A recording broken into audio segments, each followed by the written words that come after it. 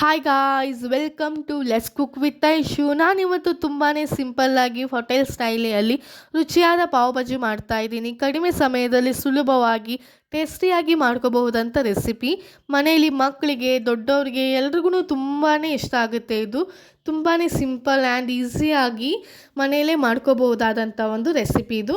ಇಲ್ಲಿ ನಾನು ಒಂದು ಕುಕ್ಕರ್ಗೆ 3 ಆಲೂಗಡ್ಡೆ, ಅರ್ಧ ಹೂಕೋಸು, ಆಮೇಲೆ ನೆನೆಸಿರುವಂಥ ಒಂದು ಬಟ್ಲಿನಷ್ಟು ಹಸಿರು ಬಟಾಣಿನ ಸೇರಿಸ್ಕೋತಾ ಇದ್ದೀನಿ. ಇದಕ್ಕೆ ನಾನೀಗ ನೀರನ್ನ ಸೇರಿಸ್ಕೊಂಡು ಕುಕ್ಕರ್ನ ಕ್ಲೋಸ್ ಮಾಡಿ, ಈಗ ಇಲ್ಲಿ ಕುಕ್ಕರ್ನಲ್ಲಿ ಒಂದು 3-4 ವಿಷಲ್ನ ನೀವು ಕೂಗಿಸ್ಕೊಂಡ್ರೆ ಸಾಕು.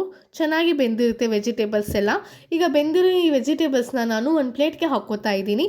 ಈಗ ವೆಜಿಟೇಬಲ್ಸ್ನೆಲ್ಲ ಈ ಥರ ಚೆನ್ನಾಗಿ ಮ್ಯಾಶ್ ಮಾಡಬೇಕು. ಎಲ್ಲನೂ ಚೆನ್ನಾಗಿ ಮ್ಯಾಶ್ ಆಗಬೇಕಿದು. ಇಲ್ಲಿ ನಾನು 2 ಆನಿಯನ್, 4 ಟೊಮ್ಯಾಟೊ, 2 ಕ್ಯಾಪ್ಸಿಕಮ್ನ ತೊಗೊಂಡಿದ್ದೀನಿ. ಇಲ್ಲಿ ಒಂದು ಪ್ಯಾನಿಗೆ ನಾನು ಆಯಿಲ್ನ ಹಾಕ್ಕೊಂಡು, ಆಯಿಲ್ ಬಿಸಿ ಆದಮೇಲೆ ಇದಕ್ಕೆ ನಾನೀಗ ಈರುಳ್ಳಿನ ಸೇರಿಸ್ಕೋತಾ ಇದ್ದೀನಿ. ಆಮೇಲೆ ಕ್ಯಾಪ್ಸಿಕಮ್ನು ಹಾಕೋತಾ ಇದ್ದೀನಿ. ಎರಡನ್ನೂ ಚೆನ್ನಾಗಿ ಬೇಯಿಸ್ಕೋಬೇಕು. ಇದೆಲ್ಲ ಚೆನ್ನಾಗಿ ಬೆಂದ ಮೇಲೆ ನಾನು ಇಲ್ಲಿಗೆ ಟೊಮ್ಯಾಟೊನ ಸೇರಿಸ್ಕೋತಾ ಇದ್ದೀನಿ.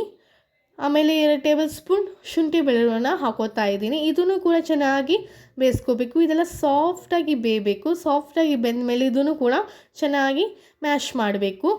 ಈ ಥರ ಚೆನ್ನಾಗಿ ಮ್ಯಾಶ್ ಮಾಡಿ, ಈಗ ನಾನಿಲ್ಲಿ 2 table spoon garam masala, 2 table spoon pav bhaji ಮಸಾಲಾನ ಹಾಕೋತಾ ಇದ್ದೀನಿ.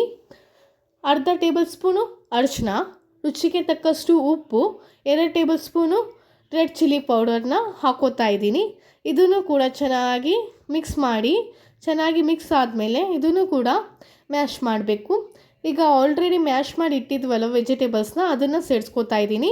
ಆ ವೆಜಿಟೇಬಲ್ಸ್ನ ಎಲ್ಲನೂ ಇದಕ್ಕೆ ಹಾಕ್ಕೊಂಡು ಅದನ್ನು ಕೂಡ ಚೆನ್ನಾಗಿ ಮಿಕ್ಸ್ ಮಾಡಿ, ಈ ಥರ ಎಲ್ಲ ಚೆನ್ನಾಗಿ ಮಿಕ್ಸ್ ಆದಮೇಲೆ ಇದನ್ನು ಕೂಡ ಮ್ಯಾಶ್ ಮಾಡಬೇಕು. ಈಗ ನಾನಿಲ್ಲಿ 1 ಗ್ಲಾಸ್ನಷ್ಟು ನೀರನ್ನ ತೊಗೊಂಡಿದ್ದೀನಿ. ನಿಮ್ಗೆ ಎಷ್ಟು ಬೇಕೋ ಅಷ್ಟು ನೋಡ್ಕೊಂಡು ಹಾಕ್ಕೊಳ್ಳಿ. ನನಗಿಲ್ಲಿ 1 ಗ್ಲಾಸ್ ನೀರನ್ನ ಹಾಕ್ಕೊಂಡು ಚೆನ್ನಾಗಿ ಮಿಕ್ಸ್ ಮಾಡಿ ಇದನ್ನು ಮುಚ್ಚಿಬಿಟ್ಟು ಒಂದು 5-10 ನಿಮಿಷ ಕುಕ್ ಮಾಡಿಕೊಂಡ್ರೆ ಸಾಕು. ಪಾವ್ ಭಾಜಿ ಎಲ್ಲ ರೆಡಿಯಾಗಿರುತ್ತೆ. ಫೈನಲಿ ಕುಕ್ ಆದಮೇಲೆ ಇದಕ್ಕೆ ಕೊತ್ತಂಬರಿ ಸೊಪ್ಪನ್ನ, ಬಟರ್ನ ಹಾಕಿ ಮಿಕ್ಸ್ ಮಾಡಿದ್ರೆ ಪಾವ್ ಭಾಜಿ ರೆಡಿಯಾಗುತ್ತೆ. ತುಂಬಾ ಟೇಸ್ಟಿಯಾಗಿ ಸಿಂಪಲ್ಲಾಗಿ ಮಾಡ್ಕೋಬೋದು. ತುಂಬಾ ರುಚಿಯಾಗಿರುತ್ತೆ ಇದು. ಇಲ್ಲಿ ನಾನೊಂದು ತವಾದಲ್ಲಿ ಬಟರ್ನ ಹಾಕ್ಕೊಂಡು ಅದಕ್ಕೆ ನಾವು ಆಲ್ರೆಡಿ ಮಾಡಿರುವಂಥ ಭಾಜಿನ ಹಾಕ್ಕೊಂಡು ಅದು ಬಿಸಿ ಆದಮೇಲೆ ಅದ್ರ ಮೇಲೆ ಪಾವನ್ನ ಇಟ್ಟು ಈ ಥರ ಅದನ್ನು ಪಾವನ್ನ ಬಿಸಿ ಮಾಡ್ಕೋತಾ ಇದ್ದೀನಿ. ಈ ಥರ ಪಾವ್ ಬಿಸಿ ಮಾಡಿಕೊಂಡ್ರೆ ತುಂಬಾ ಟೇಸ್ಟಿಯಾಗಿ ಬರುತ್ತೆ. ಇಲ್ಲಿ ನಾನು ಭಾಜಿನ ಹಾಕ್ಕೊಂಡು ಅದ್ರ ಮೇಲೆ ಬಟರ್ ಮತ್ತು ಶೇವ್ನ ಹಾಕಿ ಸರ್ವ್ ಮಾಡ್ತಾ ಇದ್ದೀನಿ. ತುಂಬಾ ಟೇಸ್ಟಿ ಅಂದರೆ ತುಂಬ ಟೇಸ್ಟಿಯಾಗಿರುತ್ತೆ. ಐ ಹೋಪ್ ನಿಮಗೆ ಈ ವಿಡಿಯೋ ಇಷ್ಟ ಆಗಿದ್ದರೆ ಪ್ಲೀಸ್ ನನ್ನ ಚಾನಲ್ಗೆ ಸಬ್ಸ್ಕ್ರೈಬ್ ಮಾಡ್ಕೊಳ್ಳಿ, ಲೈಕ್ ಮಾಡಿ, ಕಮೆಂಟ್ ಮಾಡಿ. Thank you.